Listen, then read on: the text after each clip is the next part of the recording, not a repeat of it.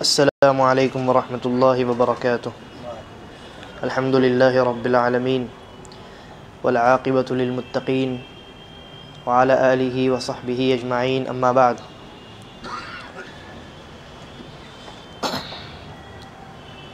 درس کے اس سلسلے میں ہم سلف صالحین کی وصیتیں ایک ایک کر کے پڑھ رہے ہیں، اور اس میں جو باتیں غور و فکر کرنے کی ہیں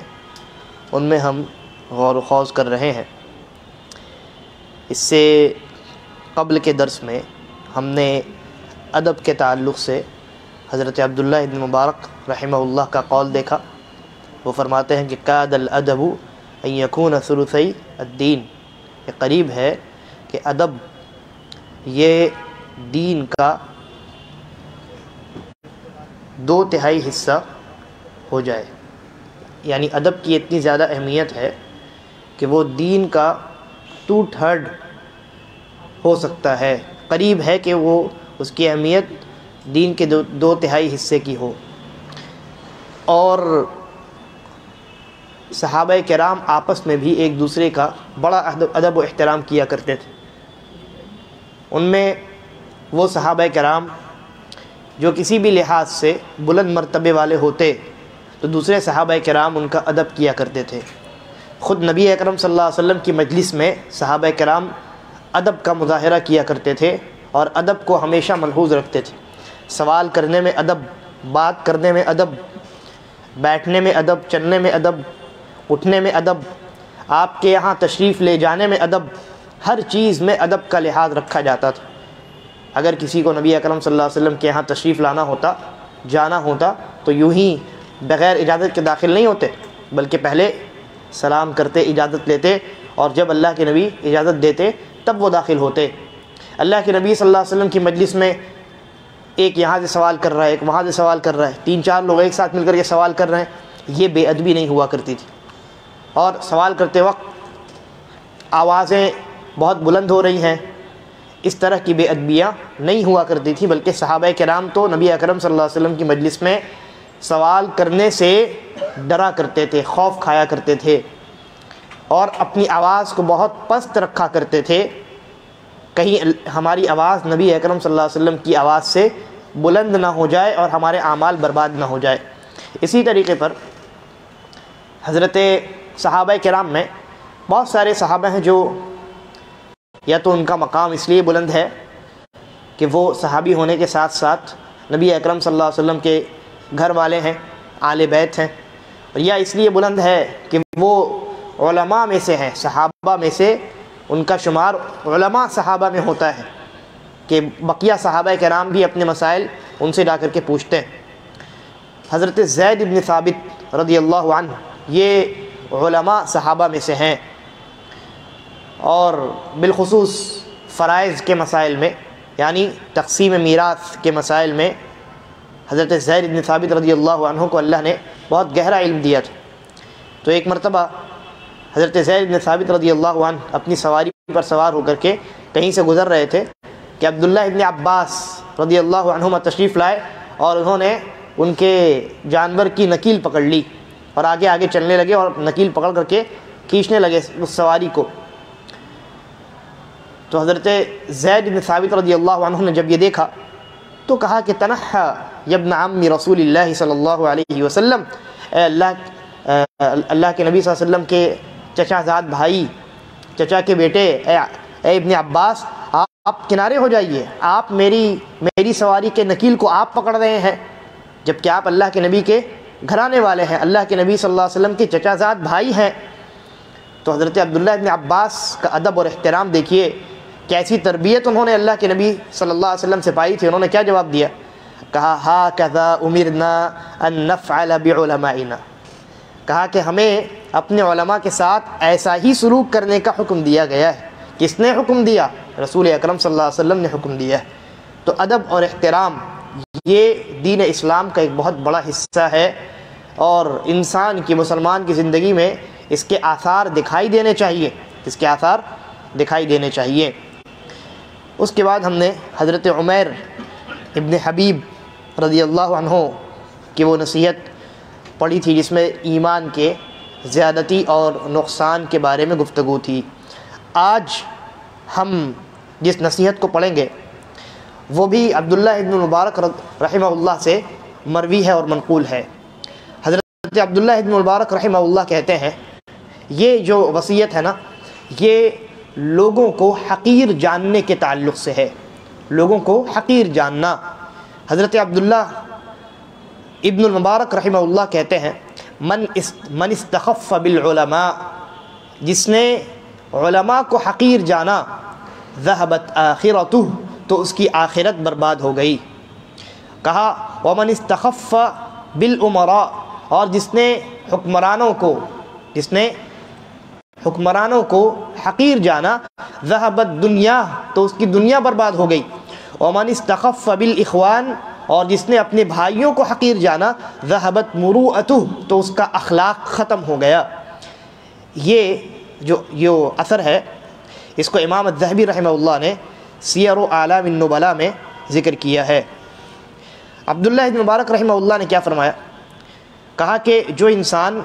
علماء کو حقیر جانتا ہے، جو انسان علماء کو حقیر جانتا ہے، ذلیل جانتا ہے، ان کو اپنے سے کمتر سمجھتا ہے، تو فرمایا ذہبت آخرتہ، اس انسان کی آخرت برباد ہو جاتی ہے۔ اور جو مسلمانوں کے لیڈران کو، حکمران کو ذلیل اور حقیر جانتا ہے، ان کی تخفیف کرتا ہے، استخفاف کرتا ہے، یعنی مجالس میں اس کو کمتر دکھاتا ہے، اس کے اوپر زبان درازی کرتا ہے، کہتے ہیں ذہبت دنیا، تو اس کی دنیا برباد ہو جاتی ہے، کیونکہ یہ خبر اگر بادشاہ تک، حاکم تک پہنچ گئی تو پھر اس کی خبر لے گا وہ، ظاہر سی بات۔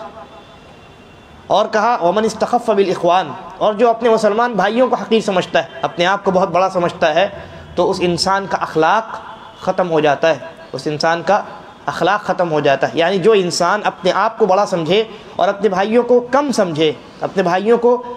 حقیر نگاہوں سے دیکھے، ایسا انسان با اخلاق نہیں ہو سکتا، ایسا انسان بے اخلاق اور بے مروت ہے، ایسا انسان بے اخلاق اور بے مروت ہے۔ یہی وجہ ہے سورۃ الحجرات میں، اور جیسا کہ میں نے اس سے پہلے کے درس میں ہی بتایا تھا، امام ابن القیم رحمہ اللہ نے کہا کہ سورۃ الحجرات میں اللہ رب العالمین نے ہر طرح کے ادب کو بیان کر دیا ہے۔ ان میں سے ایک یہ ہے، اللہ رب العالمین نے کیا کہا؟ یا ایھا الذین آمنوا، اے ایمان والو، لا یسخر قوم من قوم، تم میں سے ایک جماعت دوسری جماعت کا مذاق نہ اڑائے۔ مذاق آدمی کب اڑاتا ہے؟ جب اس کو اپنے سے کمتر سمجھتا ہے نا، اس کو ذلیل کرنے کے لیے، حقیر ثابت کرنے کے لیے لوگوں کی مجلسوں میں اس کا مذاق اڑاتا ہے۔ تو اللہ نے کہا لا یسخر قوم من قوم، ایک جماعت دوسری جماعت کا مذاق نہ اڑائے اسے کمتر سمجھتے ہوئے۔ کیوں؟ کہا عسى ان يكونوا خيرا منهم، ایک جماعت دوسری جماعت کا جو مذاق اڑا رہی ہے، بہت ممکن ہے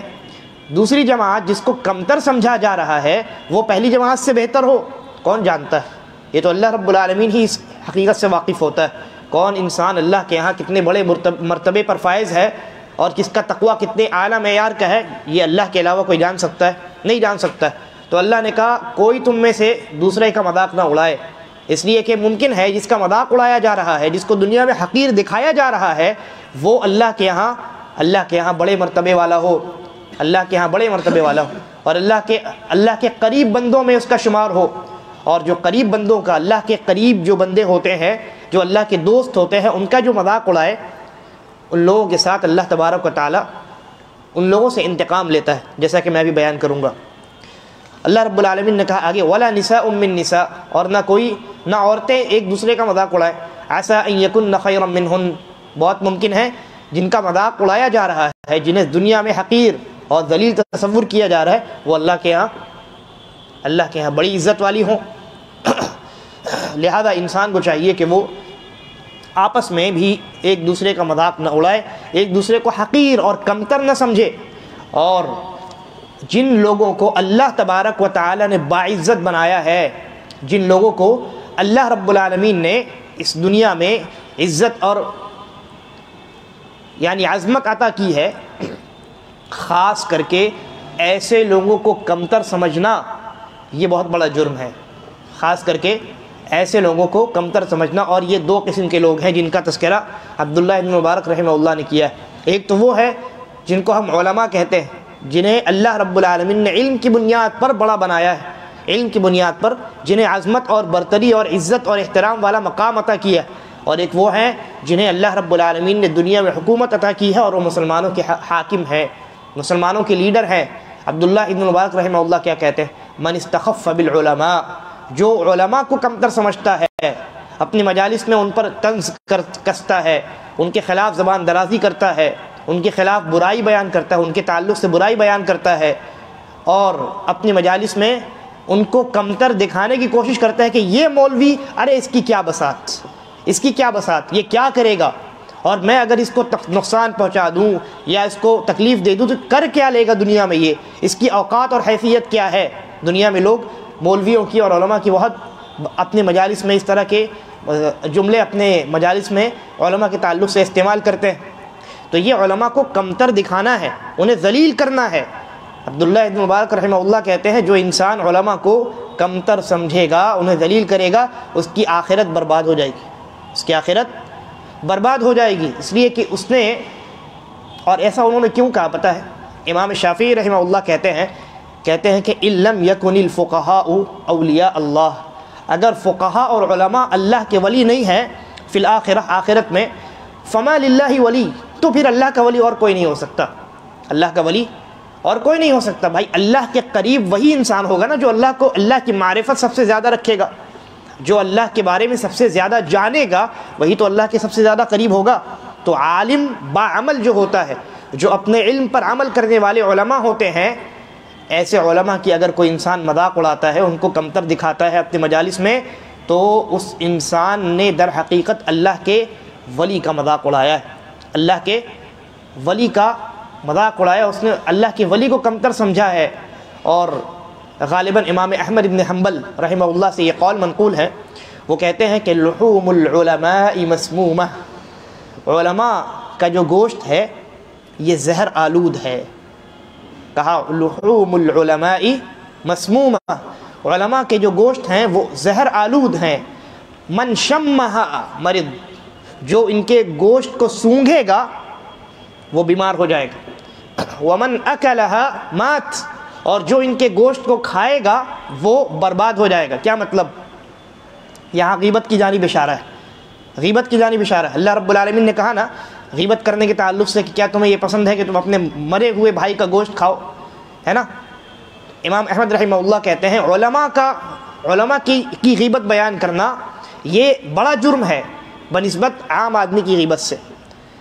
کیونکہ اللہ تبارک و تعالیٰ نے اس انسان کو، علماء کو عزت دی ہے، آپ اللہ کے فیصلے پر اعتراض کر رہے ہیں، اللہ رب العالمین نے انہیں عزت کا مقام دیا ہے اور آپ انہیں ان کے مقام سے نیچے اتار رہے ہیں، یعنی آپ کو اللہ کا فیصلہ منظور نہیں ہے۔ تو امام احمد کہتے ہیں علماء کی جو گوشت کو کھائے گا وہ انسان ہلاک و برباد ہو جائے گا، یعنی علماء کی جو غیبت کرے گا اپنی مجالس میں اس انسان کے لیے خیر اور بھلائی نہیں ہے، دنیا میں ذلیل ہوگا اور آخرت میں بھی ذلیل ہوگا۔ تو عبداللہ ابن مبارک رحمہ اللہ کہتے ہیں من استخف بالعلماء ذهبت آخرتہ، اور وہ لوگ، جیسا کہ میں نے عرض کیا، امام شافعی رحمہ اللہ نے کہا کہ اگر علماء اور فقہاء ولی نہیں ہیں اللہ کے تو پھر اللہ کا کوئی ولی نہیں، لہذا وہ انسان جو علماء کے خلاف زبان درازی کرتا ہے اور علماء کو کمتر دکھانے کی کوشش کرتا ہے، اور وہ عالم جس کے بارے میں وہ گفتگو کر رہا ہے وہ عالم باعمل ہے، وہ عالم باعمل ہے، اپنے علم کے مطابق وہ عمل بھی کرتا ہے۔ ہاں کوتاہی تو ہر انسان سے ہوتی، کوئی بھی عالم فرشتہ تو ہوتا نہیں، کوتاہی، غلطی، لفظش، خطا ہر عالم سے ہوتی ہے، ہر آدمی سے ہوتی ہے، انسان ہونے کی خاطر صحابہ کرام سے بھی ہوئی، صحابہ کرام سے تو کبیرہ گناہ سرزد ہوئے ہیں، وہ ہے نا بھائی، صحابہ کرام یہ اللہ کے ولیوں میں سب سے پہلے نمبر پہ، سب سے بڑے ولی اگر کوئی ہیں وہ صحابہ کرام ہیں، جن کے بارے میں خود اللہ نے خبر دی کہ میں ان سے راضی ہوں، میں ان سے راضی ہوں، وہ میرے اتنے قریب ہیں کہ میں ان سے راضی ہوں۔ صحابہ کرام سے بھی کبیرہ گناہوں کا صدور ہوا ہے، تو علماء سے آج کے زمانے کے کیوں نہیں ہو سکتا، جبکہ آج کا زمانہ پرفتن زمانہ ہے۔ لیکن اگر کوئی انسان ایسے علماء جو حقیقی معنی میں علماء ہیں ان کے خلاف زبان درازی کرتا ہے، در حقیقت وہ اللہ کے ولی کے خلاف زبان درازی کرتا ہے۔ اور نبی اکرم صلی اللہ علیہ وسلم نے ایک حدیث کے اندر ارشاد فرمایا، اللہ تبارک و تعالی بیان کرتا ہے، یعنی حدیث قدسی ہے،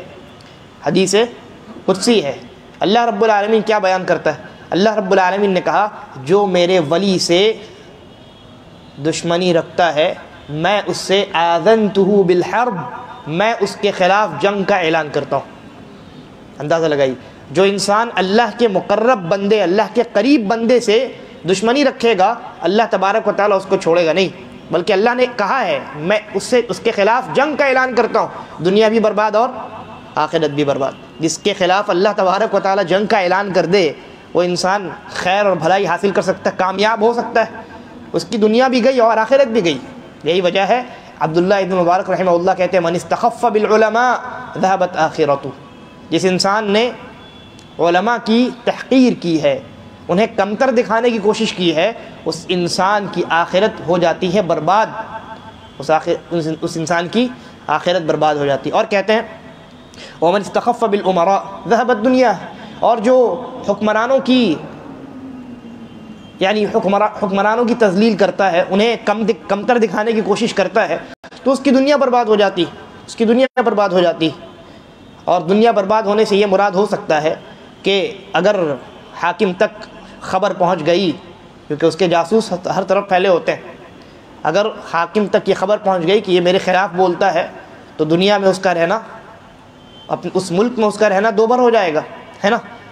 لہذا انسان کے لیے عافیت اسی میں ہے کہ وہ عاجزی اختیار کرے،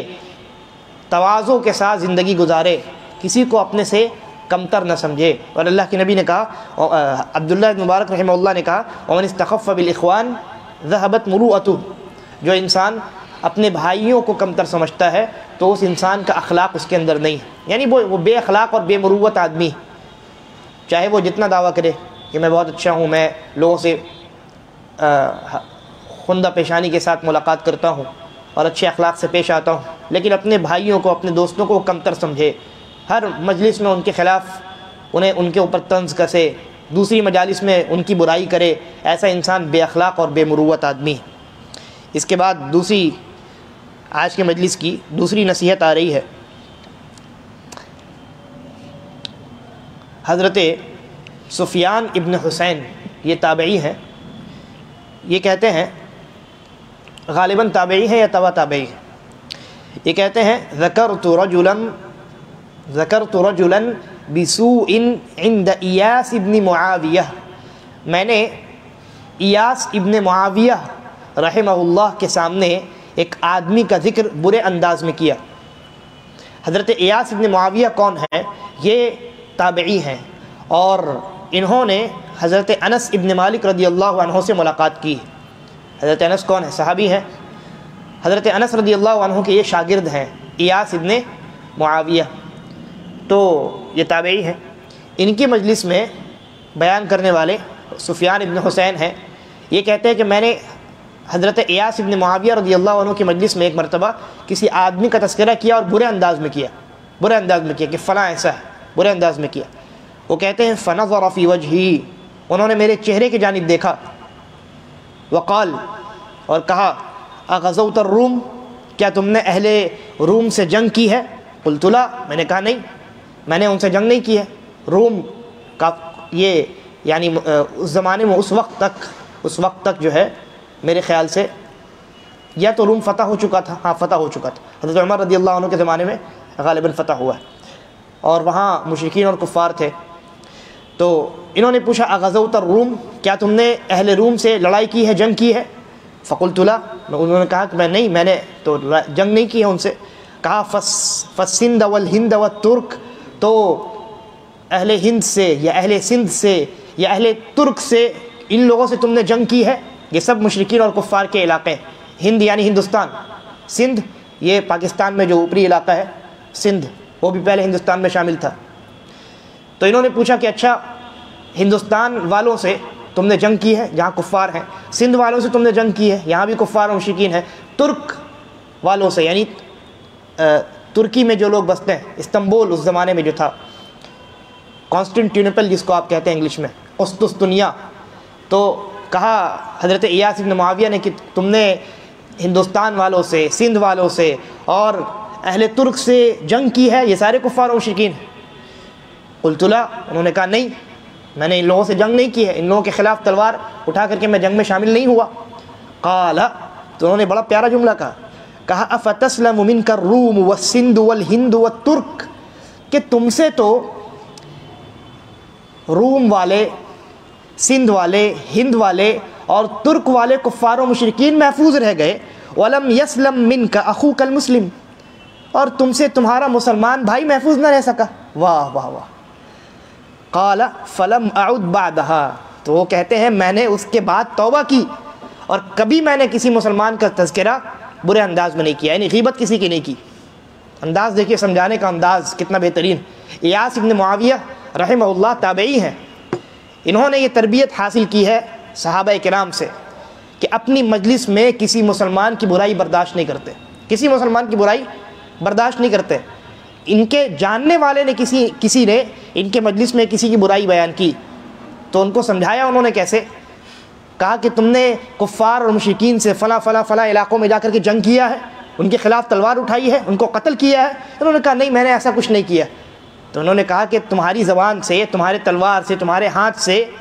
کفار و مشرکین محفوظ ہیں، ان کو تم نے نقصان نہیں پہنچایا، اور میری مجلس میں بیٹھ کر کے اپنے مسلمان بھائی کو تم تکلیف دے رہے ہو، اس کے خلاف زبان درازی کر رہے ہو، اس کی غیبت بیان کر رہے ہو۔ تو یہ نصیحت سننے کے بعد انہیں ہوش آیا اور حقیقت سمجھ میں آئی اور اپنی غلطی کا احساس ہوا، اور یہی مومن کی پہچان ہے، یہ مومن کا شیوا ہے، طریقہ ہے۔ انسان کو جب نصیحت کی جائے تو وہ بجائے اس کے غصہ ہو جائے، اپنا محاسبہ کرے، اور اگر غلطی ہے تو فوراً قبول کرے۔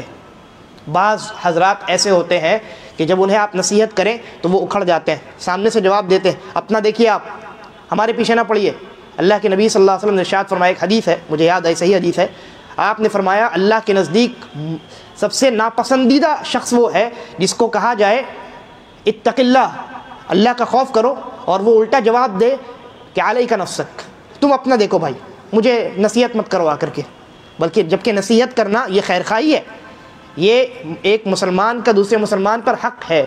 کہ کوئی اگر کسی کو برا کام کرتے ہوئے دیکھے تو اسے نصیحت کرے، اور جب نصیحت کی جائے تو اسے قبول کرنا چاہیے، نہ یہ کہ سامنے سے آپ جواب دے کہ مجھے نصیحت مت کیجیے، میں آپ سے زیادہ جانتا ہوں۔ بہت سارے لوگ ایسے کرتے ہیں۔ حضرت ایاس ابن معاویہ رحمہ اللہ نے جب ان کو نصیحت کی، انہوں نے فوراً قبول کیا، اپنی غلطی کو محسوس کیا، اپنی غلطی کا اعتراف کیا، اور کہتے ہیں فلم اعد بعدها، میں نے اس کے بعد کبھی کسی کی برائی نہیں کی، میں نے اس کے بعد کبھی کسی کی برائی نہیں کی۔ ایسے ہی مسلمان کو ایسے ہی ہونا چاہیے، مسلمان نہ خود کسی کی غیبت کرے اور نہ اپنی مجلس میں کسی کی غیبت ہونے دے، نہ خود کسی کی غیبت کرے اور نہ اپنی مجلس میں کسی کی غیبت ہونے دے۔ اگر کوئی کسی کے سامنے غیبت کرتا ہے خاموش کیجیے، اس کو خاموش رہو، مسلمانوں کی غیبت برداشت کرنے کے لیے ہم نہیں بیٹھے، یہ ہمارا فریضہ ہے۔ امام شافعی رحمہ اللہ کے بارے میں آتا ہے کہ وہ اس معاملے میں اتنے سخت تھے، ان کی مجلس میں کوئی انسان ہمت نہیں کرتا تھا کہ کسی دوسرے مسلمان کی غیبت کر دے، امام شافعی رحمہ اللہ۔ اور صحابہ کرام کے بارے میں اگر بات کی جائے تو صحابہ کرام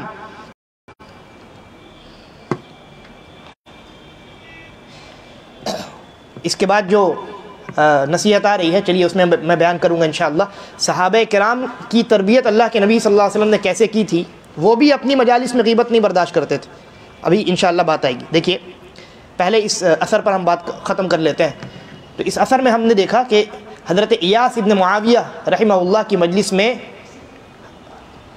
سفیان ابن حسین نے کسی کی غیبت بیان کی، اور انہوں نے بہت بہترین انداز میں ان کی خبر لی، اور حضرت حسین سمجھ گئے، سفیان ابن حسین، اور اپنی غلطی کا انہیں اعتراف ہو گیا، اس بہت بڑے گناہ سے انہوں نے توبہ کر لیا۔ ایک بہت بڑا نقطہ ملتا ہے ہمیں یہاں سے، وہ یہ کہ ہمیں اہل علم کی مجلس میں بیٹھنا چاہیے، اہل علم اور نیک لوگوں کی صحبت اختیار کرنی چاہیے، کیونکہ ان کی صحبت کا اثر پڑتا ہے،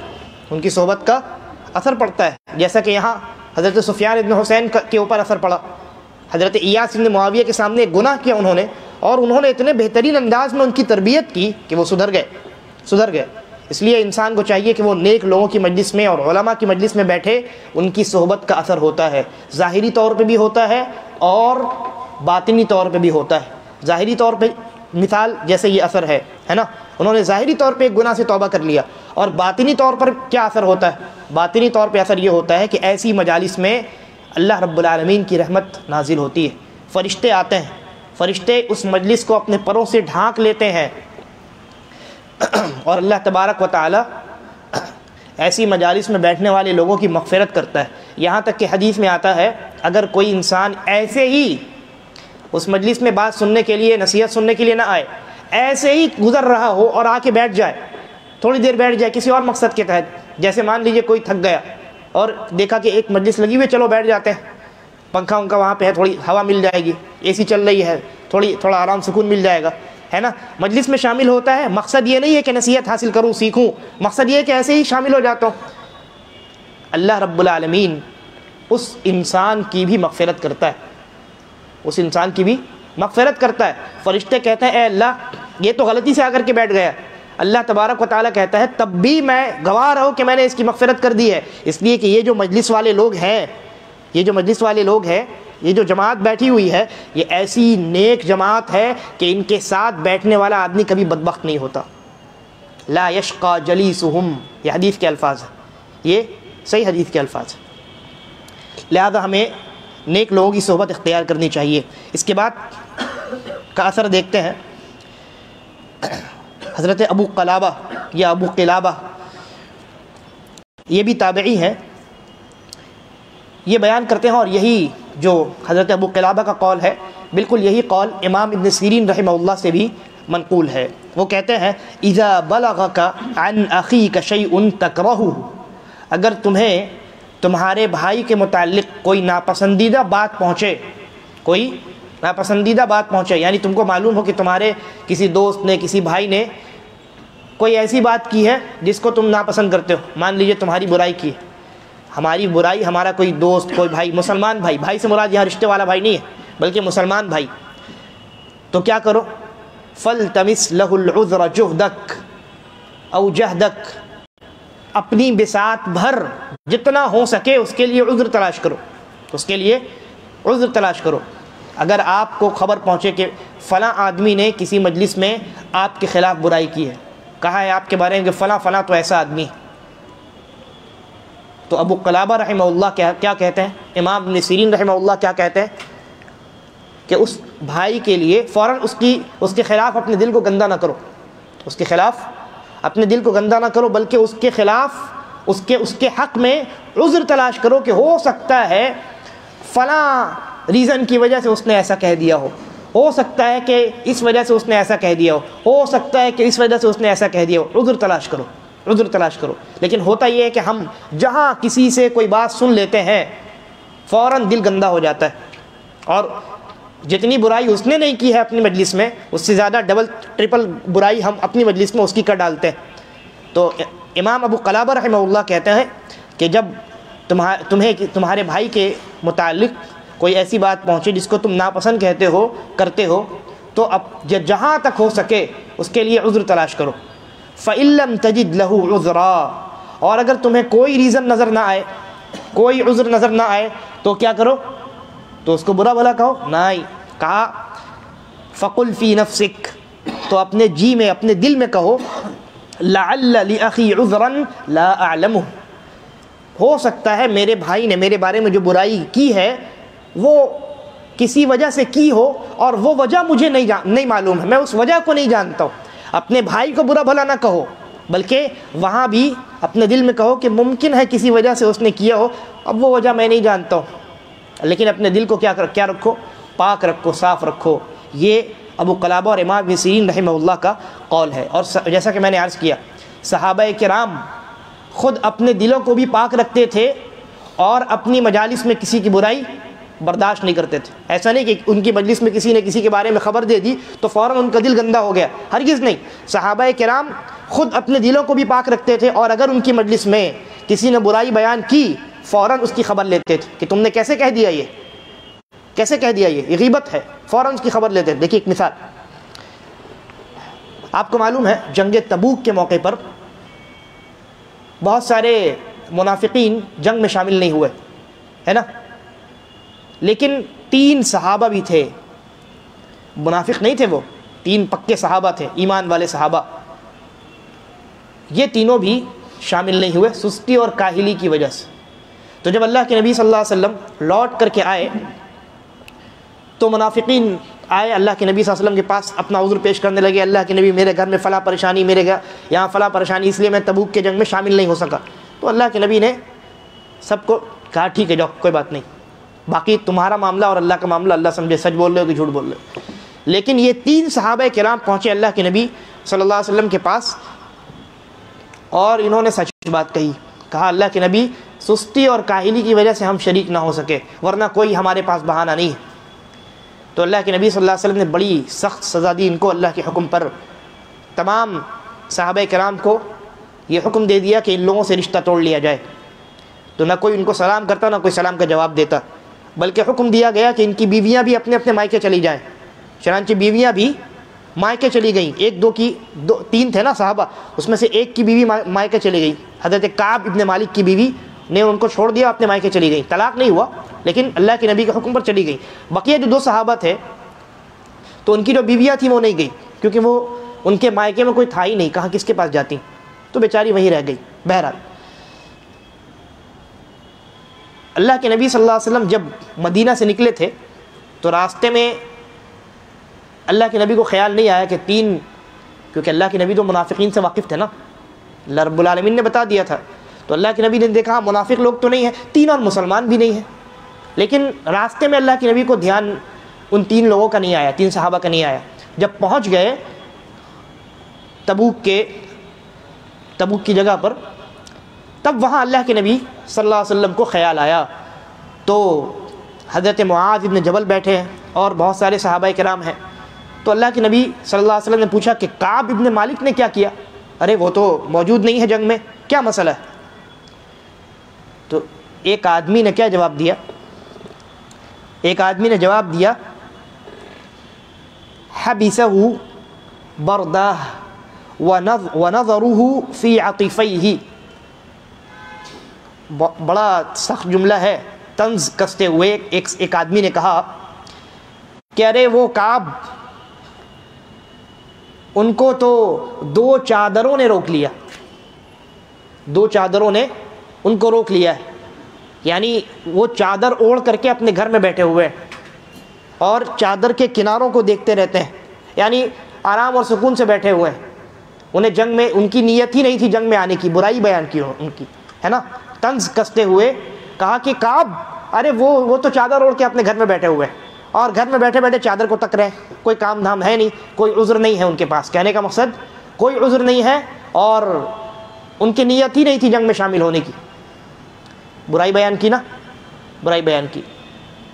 اللہ کے نبی صلی اللہ علیہ وسلم بھی موجود ہیں، حضرت معاذ ابن جبل رضی اللہ عنہ موجود۔ جیسے ہی حضرت معاذ ابن جبل رضی اللہ عنہ نے یہ برائی سنی حضرت کعب ابن مالک کی، کیا فرمایا؟ کہا بئس ما قلت، بہت بری بات کی ہے تم نے،